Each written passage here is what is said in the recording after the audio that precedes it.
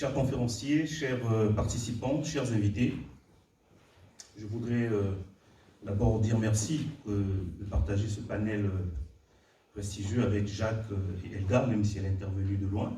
Vous voyez son audio. Je voudrais remercier aussi l'équipe Solidarité et Progrès, avec laquelle nous travaillons depuis plusieurs années. Je pense à Odile qui est là dans cette salle, je pense à Sébastien, qui font beaucoup pour que nous puissions garder les contacts entre organisations. Je pense que c'est très important dans l'idée d'échanger, même quand on n'est pas d'accord. Je pense que l'humanité est une avant tout. Mon intervention porte sur la contribution du panafricanisme dans un monde multipolaire. Mais j'aimerais aussi dire un mot sur l'événement qui nous réunit. Nous sommes réunis ici par rapport à l'Assemblée générale de Solidarité et Progrès, qui est un moment très important. Je note que nous partageons avec vous des idées fondamentales relatives à la prédation d'une oligarchie mondialiste des ressources du monde. Et cette oligarchie mondialiste, sa principale fonction est donc de capter les ressources, en effet, des peuples, afin d'alimenter l'économie financière au détriment de l'économie réelle, c'est-à-dire au service des peuples. La cosmogonie du chaos qui tient lieu de religion pour les cosmocrates mondialistes se réalise par les attaques du pouvoir normatif des États, la contestation de la souveraineté populaire, la subversion de la démocratie, le ravage de la nature et la destruction des hommes et des libertés.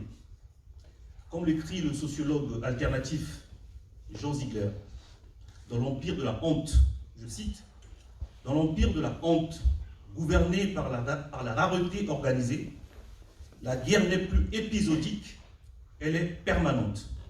Elle ne constitue plus une crise, une pathologie, mais la normalité. » Fin de citation.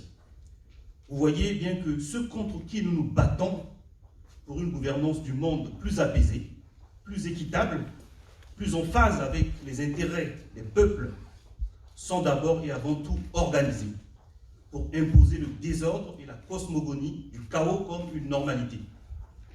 On ne peut donc pas espérer la moindre victoire sans un minimum de cadre et de structuration.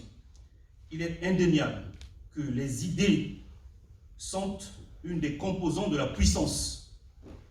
Elles n'appartiennent pas à ceux qui les conçoivent, mais à ceux qui savent les mettre au service de leur but.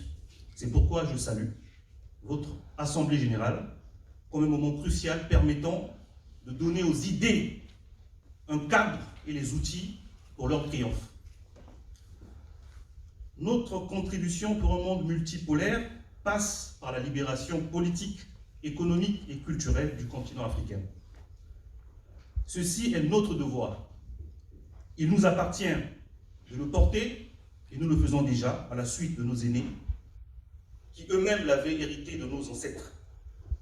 Notre salut à nous Africains ne viendra pas des autres, mais de notre propre capacité à reprendre l'initiative historique, à réaliser la renaissance africaine. Mais notre combat, à nous panafricanistes, a plusieurs facettes et plusieurs dimensions. Non seulement nous devons nous tirer de l'emprise des oripeaux de l'impérialisme classique, mais nous faisons aussi face à une oligarchie africaine compradore. L'oligarchie compradore est une formation sociale qui s'est construite d'abord au temps de la colonisation. Le maître avait besoin d'auxiliaires autochtones pour l'exploitation de la colonie. Il leur accorde des privilèges et une conscience aliénée de classe. Après le départ du colonisateur, c'est dans cette classe que seront recrutés les futurs dirigeants, validant le néocolonialisme à travers les accords de défense et économique léonins. Contrairement aux idées reçues, l'élite compradore ne se limite pas aux équipes gouvernementales. Il existe un deuxième ensemble composé des directeurs, des cadres, d'avocats d'affaires, des journalistes, etc., employés et payés par les puissances étrangères et les entreprises transcontinentales, mieux que multinationales. Or, l'existence de cette élite compradore fait partie de la définition du sous-développement. Elle crée l'amalgame dans l'esprit des peuples sur l'idée selon laquelle l'élite au pouvoir, en apparence africaine, comme eux d'une part, la perversion de la démocratie sans souveraineté, entretenant au passage l'idée que les gouvernements sont le choix des peuples, d'autre part, donc par conséquent, la pauvreté et le sous-développement sont perçus comme des fatalités impossibles à résorber. Alors qu'en réalité, l'élite compradore africaine est non seulement une fabrication des cosmocrates de l'empire de la honte, mais surtout, elle travaille à la pérennisation de sa domination. Ainsi donc, nous autres panafricanistes, nous combattons sur 3 fronts. Comme je disais tantôt, les oripeaux de l'impérialisme classique, l'élite africaine compradore et le peuple pour qui nous nous battons, qui est malheureusement dans l'ignorance. C'est pourquoi notre tâche, or ce peuple d'ailleurs, pardon, oui, ce peuple africain, privé de savoir, affamé à souhait, n'a que faire du droit de vote. Il est naturel qu'un homme qui voit mourir de maladie et de misère sa famille ne puisse pas se préoccuper des libertés de penser et de se réunir. C'est pourquoi notre tâche est d'aider notre peuple à détruire la légitimité des dominateurs. Sa désaliénation lui permettra de développer les armes de critique, de mobilisation et de compréhension indispensables afin d'opérer lui-même sa propre révolution. Pour qu'advienne un monde multipolaire, chacun doit laborer dans son aire de légitimité avec les bons outils. Et un des outils puissants qu'il ne faut jamais négliger est la connaissance, car de la connaissance naît le combat, du combat à la liberté. Sans connaissance, les peuples d'Occident ne rejoindront pas les organisations comme les vôtres.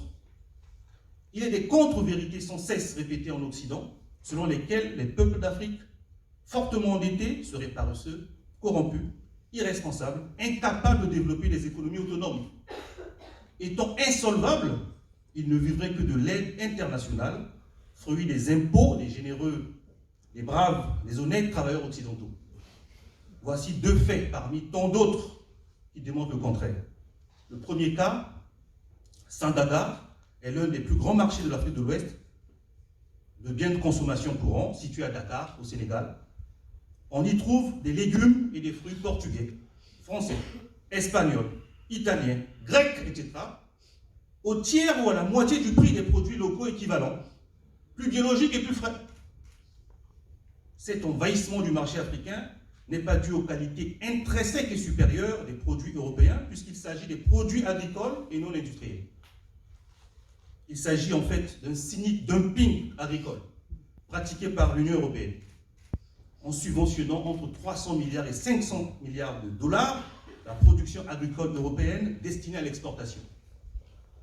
Conséquence, sachant que 70% des pays africains sur les 52 sont agricoles presque entièrement, on imagine le désastre auprès des paysans sénégalais incapables d'écouler leurs produits dans leur propre marché, leur propre pays, travaillant avec femmes et enfants sous le soleil, mais incapables d'en tirer le minimum de revenus décents.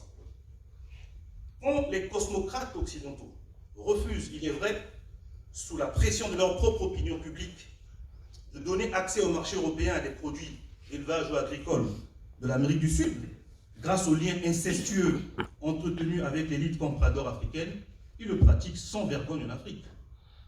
Naturellement, toutes ces filières paysannes détruites, des familles déstabilisées, des jeunes sans perspective, c'est autant de candidats à l'immigration. Deuxième cas, il faut noter préalablement que la faim et la dette sont 2 armes de destruction massive que les cosmocrates du monde utilisent pour exercer leur domination. Mais il faut le répéter sans cesse, que le Sud finance le Nord, et particulièrement les classes dominantes des pays du Nord. Tous les rapports des organismes de finance internationale relèvent que les flux de capitaux Sud-Nord sont excédentaires par rapport aux flux de capitaux Nord-Sud grâce au service de la dette. Par exemple, en 2006, l'aide au développement représentait 58 milliards de dollars, alors que les transferts vers le Nord représentaient 501 milliards de dollars. Il faut le répéter. 58 milliards dans un sens, 501 milliards dans l'autre. C'est l'expression même de la violence structurelle. Pas besoin de napalm ni de blindés pour asservir les peuples. Le service de la dette s'en charge sans bruit de botte ni trompette. En conclusion, il est bon de rappeler que les géopolitiques du triomphe et les géopolitiques des défaites des 2 derniers siècles, nés principalement des traumatismes nationalistes et expansionnistes en Europe, ont fait des États des animaux inégaux en lutte permanente. D'aucuns ont fondé l'espoir que la science aidera l'homme à vaincre la faim, l'ignorance, la maladie, la misère, l'angoisse, la peur, les égoïsmes, les fanatismes, les ethnocentrismes et les ethnocides, les anthropocentrismes, puisque les raisons vieillies, l'exploitation de l'homme par l'homme, comme aurait dit ce vieux Marx, dont personne n'ose citer aujourd'hui. Mais la science à elle seule ne réglera pas le drame de l'humanité sans sociologie, sans psychologie, sans l'histoire, c'est-à-dire sans la politique au sens noble. Car le dialogue de civilisation, pour être une structure du bonheur humain, un outil d'un monde multipolaire, doit revêtir le manteau de la science, de la justice.